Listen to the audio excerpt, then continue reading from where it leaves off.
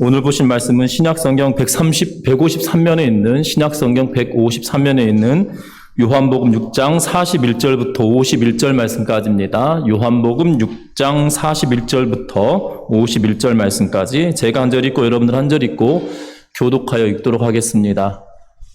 요한복음 6장 41절부터 51절 말씀까지입니다. 앞에 자막이 준비되어 있으니까요. 여러분들 참고하시면서 같이 교독하여 읽도록 하겠습니다. 신약성경 153면에 있습니다. 자기가 하늘에서 내려온 떡이라 하심으로 유대인들이 예수에 대하여 수군거려 이르되 요셉의 아들 예수가 아니냐 그 부모를 우리가 아는데 자기가 그를 통치하여 하늘에서 내려왔다 하느냐. 예수께서 대답하여 이르시되 너희는 서로 수군거리지 말라.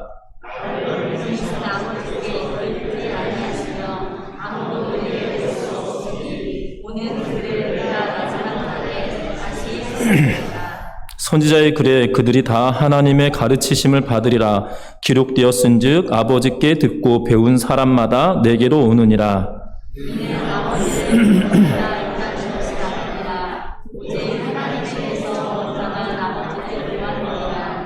진실로 진실로 너희에게 이르노니 믿는 자는 영생을 가졌나니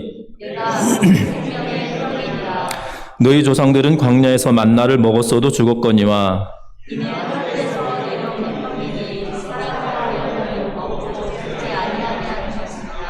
같이 읽습니다. 나는 하늘에서 내려온 살아있는 떡이니 사람이 이 떡을 먹으면 영생하리라.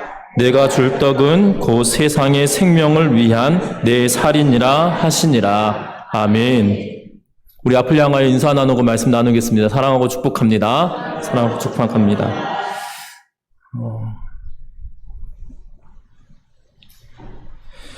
임시정부 100주년을 기념하여서 작년 2019년도에 진품명품이라고 하는 이 KBS 프로그램에 놀라운 의뢰품이 하나 소개되었습니다.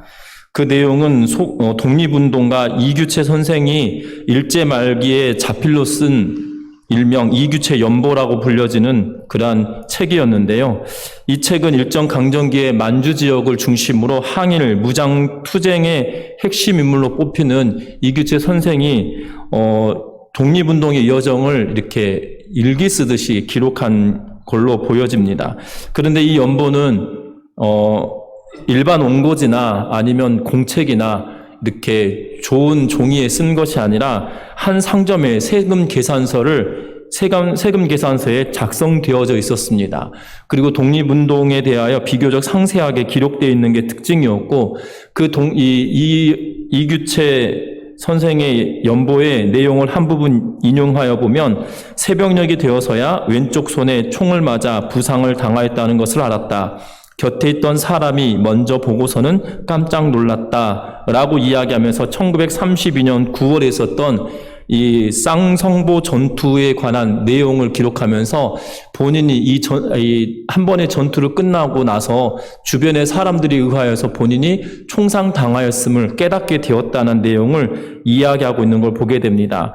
그러면서 1935년에 재판 가운데 있었던 내용을 또 인용하자면 재판장이 이렇게 묻습니다. 자녀가 셋이나 있는데 그들 역시 생각하지 않는가라고 하기에 내가 대답하기를 나에게 노모가 계시는데도 생각할 겨를이 없다. 그런데 어찌 자녀를 염두에 두겠는가.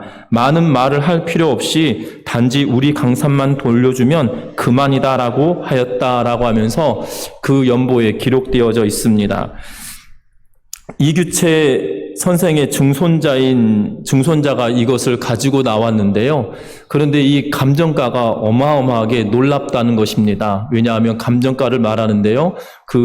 이 진품명품에 이렇게 감정가를 표시해주는 그러한 이 전광판에 숫자들이 계속 올라가가지고 맨 마지막을 가득 채웠는데 갑자기 0이라고 하는 숫자가 등장합니다.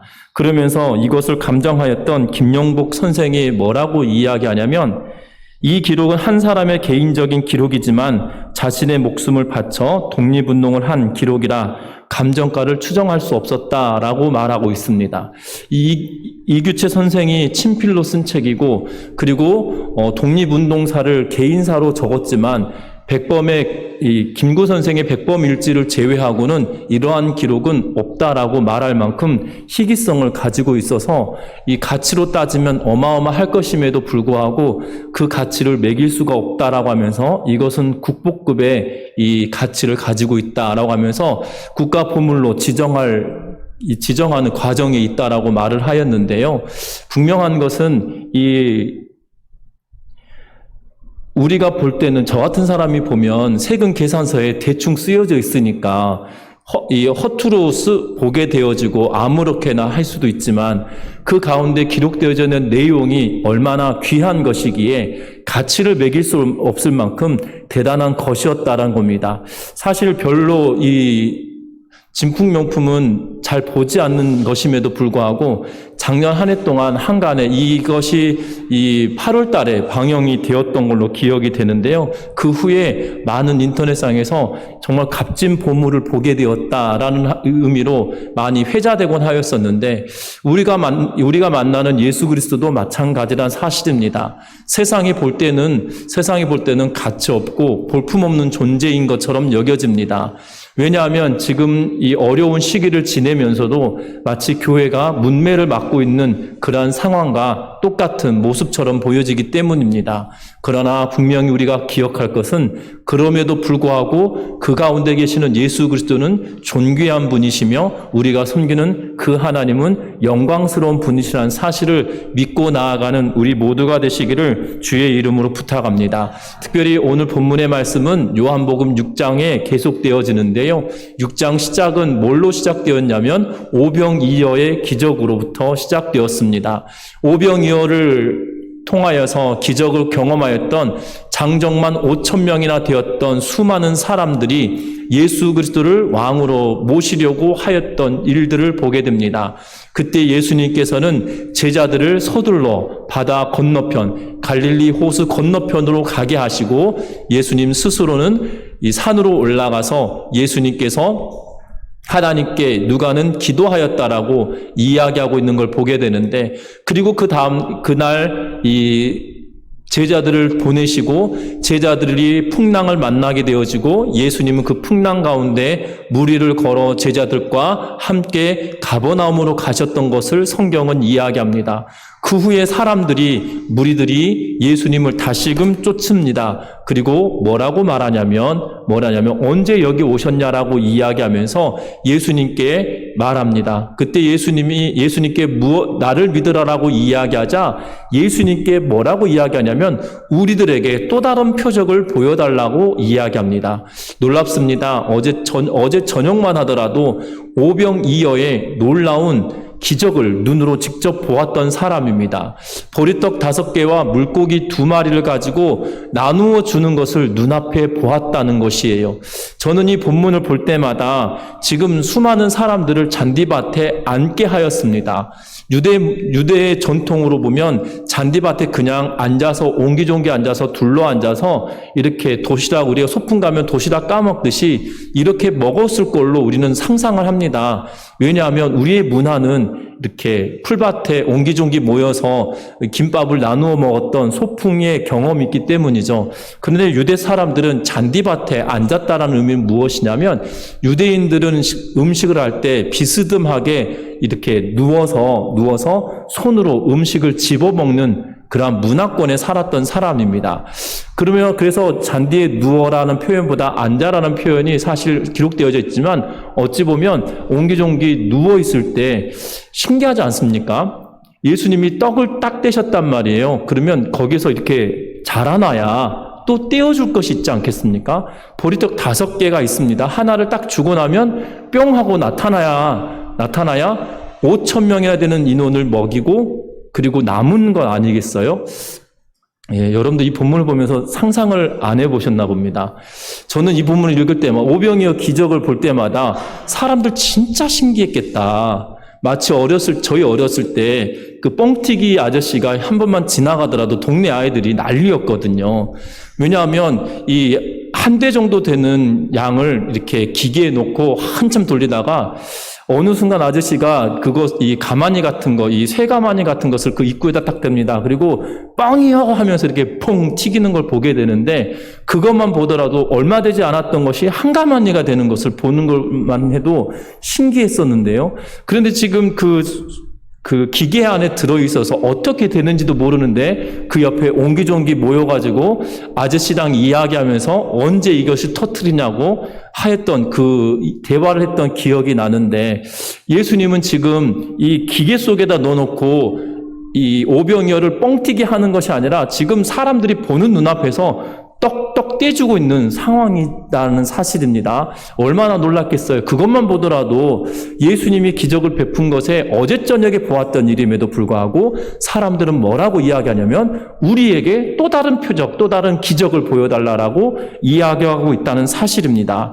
그때 예수님께서 생명의 떡에 대하여 말씀하시고 그 내용을 가지고 오늘 말씀의 41절부터 내가 곧 생명의 떡이다, 내가 하늘로부터 온 자다라는 이야기를 하자 바리새인들이 수군거리기 시작합니다. 오늘 읽었던 41절 말씀 같이 한번 읽어보겠습니다. 같이 읽습니다.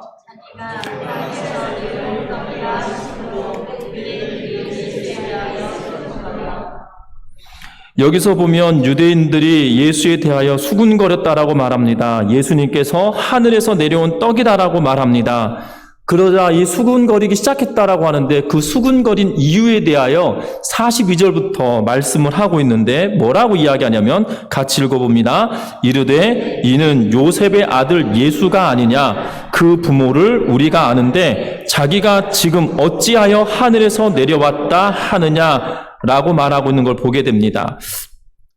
예수님께서 하늘에서 내려왔다고 하는데 그들의 생각은 수군거린 이유가 무엇이었냐면 다른 것이 아니라 그의 출생도 알고 그의 아버지가 누군 것도 알고 그의 직업이 뭐였는지도 아는데, 그런데 그가 하늘에서 내려왔다라고 하니 그들이 의문을 가지고 수군거리기 시작했다라고 말합니다. 여러분들 잘 아셔야 되는 것은 예수님에 대하여 육체적으로 예수님이 어떠한 분이신지 알 수는 있지만 그분이 과연 정말 누구인지에 대하여 관심이 없었던 사람들이었기 때문에 육신적인 조건에 대하여 이야기하고 그분이 가지고 있는 것에 대하여 관심을 두지 않았다는 사실입니다.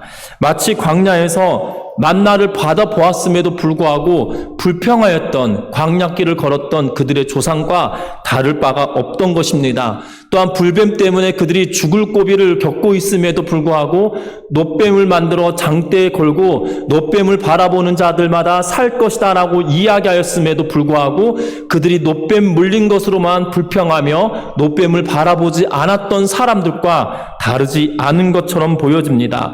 놋뱀을 걸었는데 그것이 무슨 효용이 있겠냐라고 하면서 부정하고 불평하고 불만하니 하는 모습이 그들에게 있는 것처럼 보여집니다.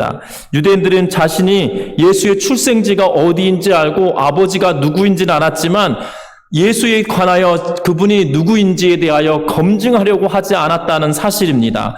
여러분들, 예수 그리스도는 어떠한 분이십니까? 구약의 예언대로 이 땅에 오신 분입니다. 이 요한복음 7장 42절에 보면 그들의 말 가운데 이렇게 말합니다. 성경에 이르기를 그리스도는 다윗의 씨로 또 다윗이 살던 마을 베들레헴에서 나오리라 하지 아니하였느냐 하며 라고 이야기하면서 예수 그리스도에 대하여 이미 알고 있습니다. 메시아에 대해서 이미 알고 있습니다. 구약의 말씀을 통하여 그들은 충분히 알고 있습니다. 그래서 그들은 말합니다. 메시아는 그리스도는 기름 부음 받은 자는 다윗의 후손으로 오는 것이고 다윗의 후손인데 어디서 나느냐? 다윗의 고향 땅인 베들레헴에서 날 것이다라는 것을 다 알고 있습니다. 그런데 중요한 것은 그들이 바라보고 있는 그 예수가 그리스도, 다시 말하면 기름 부음 받아서 이 땅에 오신 분이라는 것을 검증하려고는 하지 않았다는 사실입니다. 왜 그랬을까요? 여러분들 그것을 잘 알아야 합니다. 예수 그리스도는 말씀을 통하여 구약에 예언된 대로 이 땅에 오신 분이라는 사실이에요. 왜냐하면 다윗의 후손으로 이 땅에 오셨습니다. 뿐만 아니라 다윗의 후손으로 오셨는데 성령으로 잉태하여서 이 땅에 오셨다라고 이야기합니다. 뿐만 아니라 베들레헴 땅에서 태어남에 대하여 이야기합니다. 갈릴리에 살던, 나사렛에 살던 요셉이 또한 마리아가 호적을 정리하기 위하여 베들레헴으로 갈 일이 없었을 거예요. 왜냐하면 그들이 과거에는 낯던 곳에서 죽을 때까지 살아났던 것이 그냥 습관이었고 삶이었기 때문입니다. 우리도 마찬가지였을 겁니다. 우리 대한민국에 사는 사람들도 이 공업화가 되기 이전까지만 하더라도 그가 낯던 곳에서 죽을 때까지 거의 살았던 것을 우리는 보게 되어져요. 그래서 서울 갔다 그러면 마치 해외여행 갔다 온 것처럼 서울 갔더니 어떻더냐라고 하면서 이렇게 물었던 일들을 우리는 아직도 생생하게 기억합니다. 그리고 서울에서 내려왔다 그러면 희한하게 봤던, 딴 나라에서 온 사람인 것처럼 여겼던 때도 있었던 것을 우리는 기억합니다. 나사렛에서 태어났다라고 하는 것은, 그가 나사렛 사람이라고 하는 것은 나사렛 출신이라고 이야기해서 그곳에서 나고 자람에 대하여 이야기할 수 있지만, 중요한 것은 말씀대로 하나님께서 그를 낳게 하기 위하여 로마의 황제를 통하여 호정령을 내리게 하고, 그의 부모가 심지어 나사렛이라고 하는 동네에서 베들레헴까지 만삭의 몸을 가지고 내려갈 수밖에 없는 상황으로 내몰려졌다는 사실을 그들은 기억하거나 찾아보려고 하지 않았다는 사실이죠. 왜 그랬을까요? 왜 그러냐면 그들의 심정 가운데 이미 불순종을 결단하고 살아봤기 때문이라는 사실입니다. 특별히 41절에 보면 이렇게 말합니다. 수군거려, 예수에 대하여 수군거려라고 이야기하고요. 그리고 43절에 보면 예수께서 대답하여 이르시되 너희는 서로 수군거리지 말라라고 말합니다. 이 수군거리다라는 말은 우리로 말하면 그냥 속삭이다, 나쁜 표현을 따지면 뒷담화 깐다, 이런 표현을 쓰고 있는데요. 그런데 그런 의미로 수군거렸다라는 의미를 사용하기도 하지만 이 헬라어 원문에서는 어떠한 의미로 가지고 있냐면 불만을 가지고 있는 심정에서 나오는 불평의 소리다라는 의미를 가지고 있어요.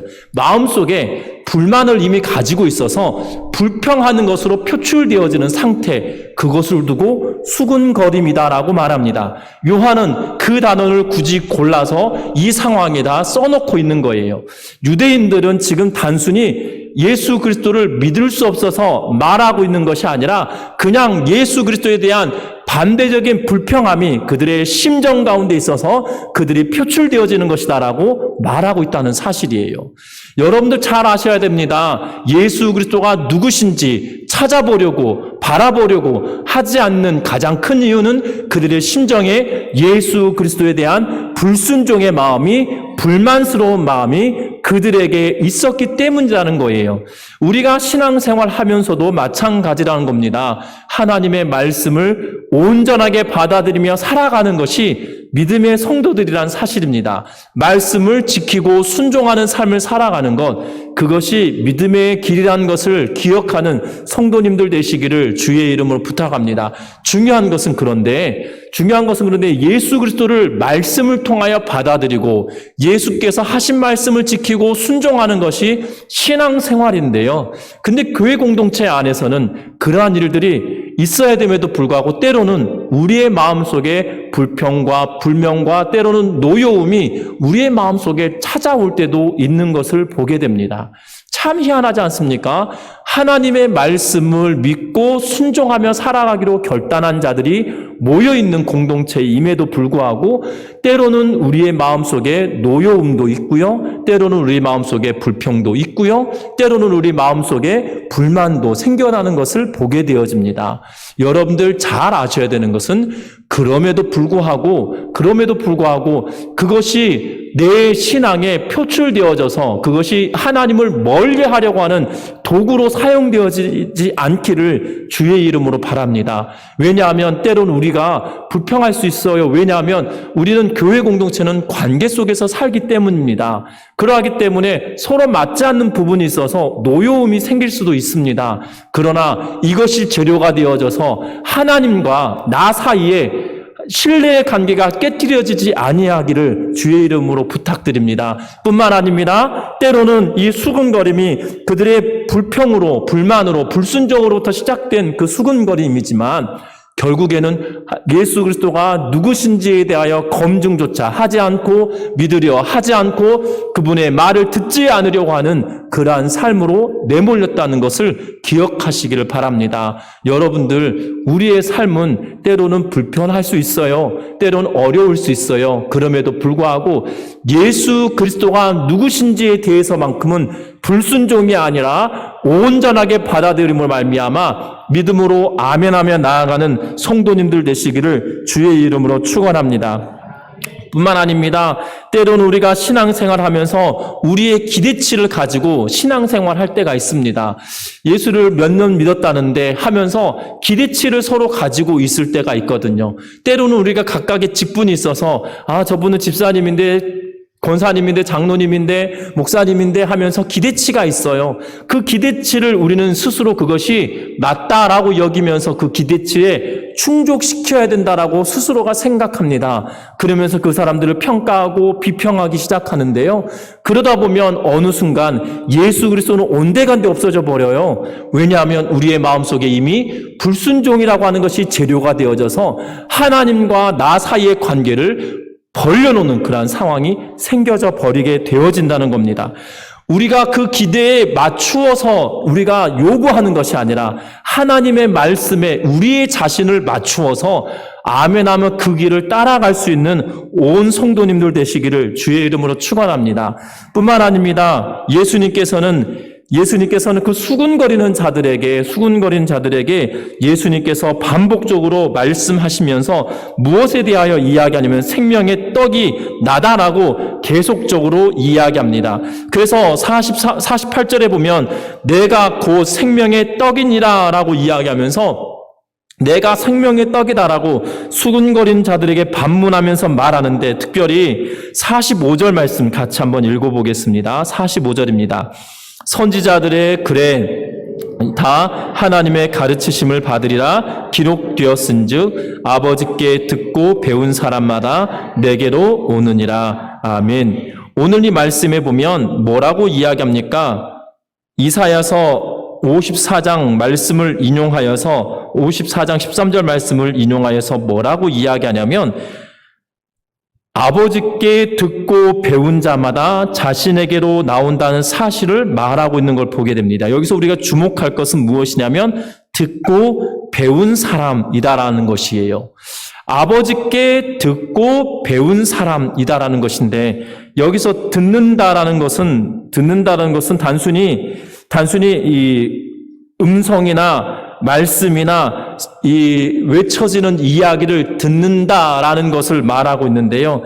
단순히 믿음이라고 하는 것, 신앙이라고 하는 것은 단순히 이 듣는 것으로만 그쳐지는 것이 아니다라고 우리에게 말합니다. 덧붙여 예수님은 바로 붙여서 뭐라고 이야기합니까? 듣고 배운 사람이다라고 말합니다. 여기서 배우다라는 뜻은 헬라어 원문에 어떤 의미를 가지고 있냐면 경험이라든지 연습에 의하여 습득되거나 아는 것이라는 것이에요. 내가 경험을 통하여서 내 몸에 체득되어지든지 아니면 내가 연습이나 훈련을 하여서 내 몸에 배이도록 만들든지 그래서 그것이 내가 습득되어져서 내 몸이 익히 아는 것, 그 상태를 두고 배운 것이다라는 단어로 사용합니다. 쉽게 말하면 이런 것이지요. 어렸을 때 자전거를 한번 배울 때 여러 번 넘어집니다. 많이 깨지면서 때로는 자전거를 배울 때가 있습니다. 그런데 자전거를 배우고 나면 한 1, 2년 타지 않았어도 자전거 타는 것이 어느 순간 내 몸에 익숙하게 익혀져서 그 자전거를 타야 되는 순간이 되면 자전거를 타게 되어져요. 희한하지 않습니까? 그 상태를 이 헬라어 원문에서는 배운다라는 의미로 사용하고 있어요. 여러분들 잘 아셔야 되는 것은 듣고 배우는 사람만이 뭐 하게 된다고요? 사람마다 내게로 온다. 다시 말하면 예수 그리스도를 알게 되어진다라고 말합니다. 여러분들 이 수군거리는 사람들이 도대체 어떠한 사람들일까요? 이 수군거리는 사람들은 가버나움에 있으면서 또한 예수님께 찾아왔던 무리들인데요. 특별히 유대인들이란 사실입니다. 이 유대인들은 여러분들 우리는 오해합니다. 베드로가 어부였기 때문에 무식했을 거다라고 우리는 오해합니다. 그런데 과거의 역사적인 기록들을 보면 이 모세오경 적어도 유대인들은 7세 이전에 창세기, 출애굽기, 레위기, 민수기, 신명기 이 5권의 책을 암기하는 거예요. 우리는 베드로가 이 어부니까 무식했을 거다라고 이렇게 설교하시는 목사님들 간혹 계시는데 무식한 사람일 수는 있습니다. 그 당시 상황으로 보면. 그러나 적어도 무엇은 외우고 있는 거예요? 창세기, 출애굽기, 레위기, 민수기, 신명기는 외우고 있는 사람인 거예요. 예, 놀라지도 않으시는군요. 저는 창세기, 출애굽기, 레위기, 민수기, 신명기를 다 외우지 못합니다. 심지어 몇 장에 뭐가 있다. 이거는 때로는 아리까리 할 때도 있습니다. 뭐 1장에 천지창조, 창세기 1장에 천지창조 뭐 이렇게 이야기하고 레위기 11장에 무슨 내용이 있습니까? 이렇게 물어보면 저는 답변을 못 해드릴 수도 있습니다. 그런데 이 베드로 사도와 그의 예수님의 제자들은 이 레위기 몇 장에 뭐가 있습니까? 물어보면 거기는 이렇게 시작되라고 하면서 줄줄줄 읊어준다는 거예요. 그 정도의 사람입니다. 그러면 유대인들의 대부분의 사람들은 뭐라는 거예요? 적어도 모세오경은 외우는 사람들이에요. 뭐 하는 사람이라고요? 모세오경은 외우는 사람이라고요. 율법을 익히는 사람들이에요. 그런데 지금 예수님께서 뭐라고 하십니까? 너희는 배운 자지만 너희는 들은 자지만 배운 자들은 아니다라고 이야기하고 있는 것이죠. 너희는 들었지만 배우지 않아서 나에게로 하나님께로 나오지 못하는 거야 라고 지금 그들에게 콕 집어서 이야기하는 겁니다. 여러분 그렇지 않겠습니까? 어제 저녁만 하더라도 이 떡이 떼어지는데 생겨나는 것을 눈으로 보았던 사람들이 얼마나 신기했을까요? 저 같으면 정말 놀라울 거예요. 저 같은 이상한 호기심이 많은 사람들은 아마 예수님이 떡 떼는 그 장면에 코 밑에 가가지고 제자들이 이렇게 둘러싸여서 분명히 쟁반 같은 거 아니면 이렇게 뭔가 이렇게 담을 것들에 담아가지고 가져갈 텐데 줄 서 있는 그 옆에 서가지고 이렇게 볼 것 같아요. 희한하네, 정말 희한하네 하면서 계속 연신 희한하다 하면서 그 떡이 부풀어 나는 과정들을 유심히 볼 것 같은데요. 그런데 저녁만 하더라도 그 기적을 보았던 그들이 뭐라고 말합니까? 너희들 말씀을 듣긴 했는데 배우질 않으니 몸으로 익혀지지 않고 몸으로 경험하지 않고 몸으로 행하지 않으니 너희가 나에게로 올 수가 없다라고 하면서 말하고 있다는 사실입니다. 우리들도 마찬가지입니다. 우리도 선포되어지는 말씀, 귀로 들려지는 말씀이 너무나도 많은 시대에 살고 있습니다. 여러분들 라디오만 켜더라도 수많은 목사님들의 이야기, 또한 목사님들의 설교, 때로는 간증, 수많은 이야기를 우리가 접하게 되어집니다. TV를 켤 때도 적어도 3개의 채널은 기독교 방송이 우리들에게 말씀을 선포하고 가르치고 있는 것을 보게 됩니다. 수많은 이야기들이 흘려지고 들려지는 그때임에도 불구하고 우리는 말씀을 배우려 하고 있는 자들인지 다시 한번 주목해야 된다는 것을 기억하시기를 주의 이름 부탁합니다. 똑같을 수 있습니다. 많은 말씀을 듣는 시대에 살고 있습니다. 그러나 그것을 내가 배우지 않고 행하지 않으면 아무런 의미가 없다는 것이에요. 저와 여러분들 기억할 것은 하나님께로 나아오는 자, 주께로 나아오는 자는 듣고 배운 자만이 나올 수 있다는 것을 기억하면서 말씀을 듣고 나아가는 은혜가 있기를 주의 이름으로 부탁드립니다. 뿐만 아닙니다. 예수님께서는 48절 말씀에 생명의 떡이다라고 그가 스스로 그에 대하여 이야기합니다. 그러면서 두 가지가 아니죠. 이 생명의 떡 대신 예수 그리스도와 모세 시대에 있었던 만나에 대하여 비교하면서 과거에는 만나를 먹었지만 그들은 광야에서 죽었다. 그러나 하늘에서 내려오는 떡 나를 믿는 자는 영원히 살게 된다라고 이야기합니다. 죽지 않게 된다라고 말합니다. 그러면 정말 죽지 않게 되었습니까? 제자들도 죽지 않았나요? 그렇진 않았거든요. 여기서 말하는 것은 무엇입니까? 그 죽었다는 의미는 무엇이에요? 만나를 먹었음에도 불구하고 하나님께서 그들을 징계하시사 땅 위에 그들을 삼키기도 하고 불뱀이 그들을 물어서 죽게도 하고 때로는 전염병이 돌아서 때로는 그들이 어려움을 당하여서 때로는 어려움들이 그들의 가운데 있었음에도 불구하고 그들은 매일 만나를 먹고 기적을 체험했음에도 불구하고 어떠한 사람들이었어요? 결국 영원한 구렁텅이로 빠져드는 사람들도 있었다라고 우리들에게 말해요. 그들이었다라고 말합니다. 그런데 우리는 어떻게 된다는 거예요? 예수 그리스도를 경험하고 그들을 맛보는 자들은 영원한 삶으로 들어간다라고 하면서 영원한 죽음을 경험하지 않는다라고 말합니다. 그것이 무엇을 의미합니까? 바로 그 앞에 마지막 때라고 하면서 44절에 말합니다.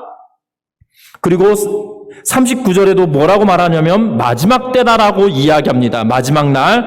그리고 40절에도 뭐라고 이야기하냐면 마지막 날에라고 이야기하고 44절에서도 마지막 날에라고 이야기하면서 결국 마지막 때가 되었을 때에 그곳에서 죽음을 보지 아니하는 것, 우리가 영원한 삶을 마지막 때에 경험하게 되어진다라고 이야기하고 있는 것을 보게 됩니다.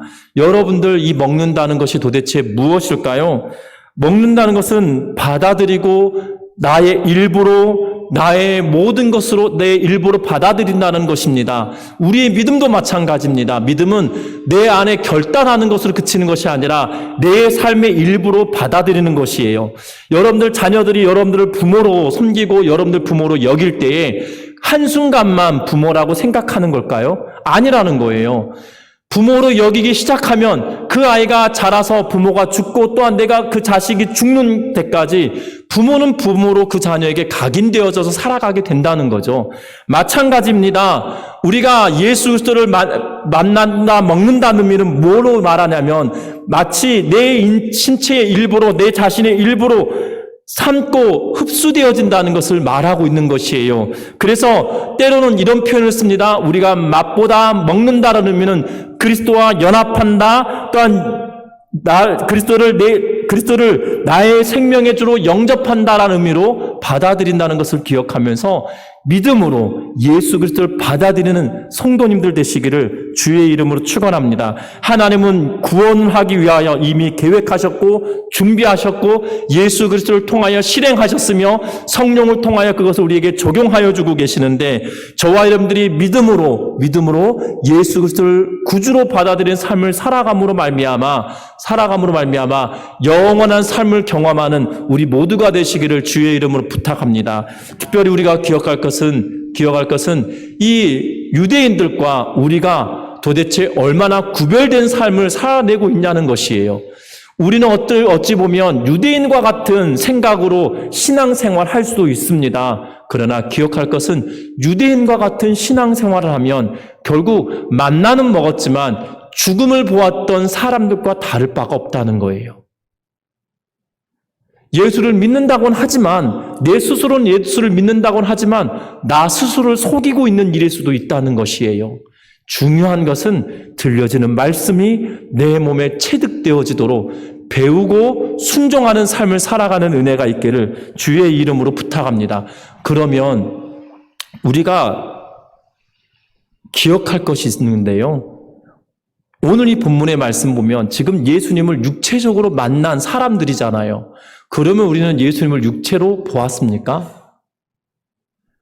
예수를 육체로 보았냐 이 말이에요. 왜냐하면 인용되었던 말씀에 이렇게 되어져 있습니다. 45절을 이야기하고 46절에 뭐라고 이야기하냐면 아버지를 본 자가 있다는 것이 아니라 오직 하나님에게서 온 자만 아버지를 보았느니라. 진실로 진실로 너희에게 이르노니 믿는 자는 영생을 가졌나니 라고 하면서 하나님께로 온 자를 온 자만이 하나님을 보았다. 그래서 그 하나님을 본 자를 믿는 자에게는 영생이 있는 것이다. 하나님을 본 자가 생명의 떡이다라고 이야기하고 있어요. 그러면 우리는 하나님을 본 자가 우리에게 지금 있느냐라는 것이에요. 1세기 살아갔던 예수님의 동시대 사람들은 예수님을 보고 생명의 떡이다라고 받아들이고 믿는 거잖아요. 보았기 때문에. 그러면 우리는 어떠한 존재냐는 거죠. 여러분들 기억할 것은 요한복음 14장 말씀에 보면 이렇게 기록합니다. 14장 16절부터 17절 말씀에 보면 내가 아버지께 구하겠으니 그가 또 다른 보혜사를 너희에게 주사 영원토록 너희와 함께 있게 하리니 그는 진리의 영이라 세상은 능히 그를 받지 못하나니 이는 그를 보지도 못하고 알지도 못합니다. 그러나 너희는 그를 아나니 그는 너희와 함께 거하심이요 또 너희 속에 계시겠음이니라. 아멘. 예수님께서 말씀하십니다. 내가 하나님께 아버지께로 갈 거다. 그리고 너희의 처소를 예비하기 위하여 내가 갈 거다 라고 이야기합니다. 그러면서 예수님께서 뭐라고 이야기합니까? 보혜사, 다른 보혜사를 너희에게 보내겠다. 그런데 그분은 어떠한 분이냐? 진리의 영이고 눈으로 보여지지 않는 분이고 그리고 세상은 그들을 알지도 못한다 라고 말합니다. 그런데 누구는 안다고 말합니까? 너희는 그를 안다라고 말합니다. 그 이유가 무엇이에요? 그분이 어디에 계시기 때문에 너희와 함께 하시기 때문이다라고 말하고 있는 것을 보게 됩니다. 여러분들 기억하시길 바랍니다. 눈앞에 예수 그리스도는 보여지지 않는다 할지라도 지금 누가 나와 함께 계신 거예요? 성령이 나와 함께 하세요. 그 성령은 어떠한 분이십니까? 진리의 영이시라는 거예요. 진리의 영이시고 그분이 하시는 일은 뭐냐면 14장 요한복음 14장 26절에 뭐라고 기록하냐면 보혜사 곧 아버지께서 내 이름으로 보내실 성령 그가 너희에게 모든 것을 가르치고 내가 너희에게 말한 모든 것을 생각나게 하리라 라고 하고 계세요. 다시 말하면 진리의 영 되신 성령께서 우리와 함께 하시며 그분이 하시는 일은 무엇이냐면 너희에게 모든 것을 가르치시고 내가 너희에게 가르친 모든 것을 생각나게 하시는 분이 바로 성령님이다 라고 이야기하고 있어요. 이 땅의 삶을 살아가는 저와 여러분들은 성령이 나와 함께 하시기에 그 진리의 영 되신 성령을 우리가 우리 안에 있기에 하나님의 말씀을 듣고 순종하는 일을 우리가 시작하면 그분이 우리에게 가르치시고 생각나게 하실 것을 믿고 나아가는 은혜가 있기를 주의 이름으로 부탁합니다. 그러하기에 지금을 살아가는 우리들이 해야 할 것은 유대인들과 달리 들려지는 하나님의 말씀을 성령이 인도하는 대로 순종하고 살아가는 것이 우리에게 반드시 필요하다는 거예요. 그것이 있지 않으면 우리는 이 유대인들과 다를 바가 없다는 거예요. 결국 만나는 먹었지만 영원한 생명이 그들에게 있지 않고 만나는 먹었지만 죽을 수밖에 없었다라고 말씀하시듯이 생명의 떡 대신 예수 그리스도를 우리가 보았다라고 말하지만 그분과 상관없는 삶을 살고 있지 않은지 다시 한번 확인하면서 성령이 내 안에 계시기에 하나님의 말씀을 가르치시고 또한 깨닫게 하시는 것에 아멘하며 순종하며 살아가는 은혜가 있기를 주의 이름으로 축원합니다. 그래서 유일한 은혜의 근원 되시는 하나님의 은혜를 날마다 경험하셨으면 좋겠어요. 정말 꿀보다 더 달달하고 말하고 있는 이 성경의 말씀이 내 몸에 체득되어져서 이것이 순종의 근거가 되어지고 이것이 순종의 은혜가 되어져서 정말 하나님과 거리를 만드는 것이 아니라 하나님과 가깝게 만들고 때로는 우리로 하여금 불평의 조건과 불평의 요소들이 우리에게 있다 할지라도 그것을 뛰어넘는 믿음을 가질 수 있는 우리 모든 성도님들 되시기를 주의 이름으로 축원합니다. 말씀을 맺으려고 합니다. 여러분들 성령이 여러분들 안에 계심을 믿으십니까? 여러분들 때로는 이것이 흔들리진 않으시나요? 그렇다면 다시 한번 여러분들 신앙을 점검하면서 내가 하나님을 처음 만났던 그 자리로 다시금 돌아가는 은혜가 있기를 주의 이름으로 부탁합니다. 자리로 돌아가라고 그랬더니 제가 어렸을 때 살았던 그 교회에서 내가 은혜 받았는데 그 교회로 갔다 오라는 이 말씀이십니까? 그것이 아니에요. 내가 하나님의 은혜를 경험하였던 그 기도의 자리로 다시 한번 나아오라는 거예요. 하나님, 내가 죄인입니다. 내가 부끄러운 죄인입니다. 그러나 하나님 나를 용서하시고 나에게 구원의 은혜와 구원의 기쁨이 회복되도록 나와 함께하여 주십시오라고 하면서 그 기도의 자리로 나아가라 이 말입니다. 여러분들, 그래서 정말 성령이 내 안에 말씀을 가르치시고 들려주는 말씀으로 인하여 내가 듣는 말씀을 배운 말씀으로 바꾸는 온 성도님들 되시기를 주의 이름으로 부탁합니다. 그래서 구원의 은혜와 감격이 우리에게 넘쳐나서 그래서 더할 나위 없는 믿음의 삶을 살아가는 우리 모든 성도님들 되시기를 주의 이름으로 부탁드립니다.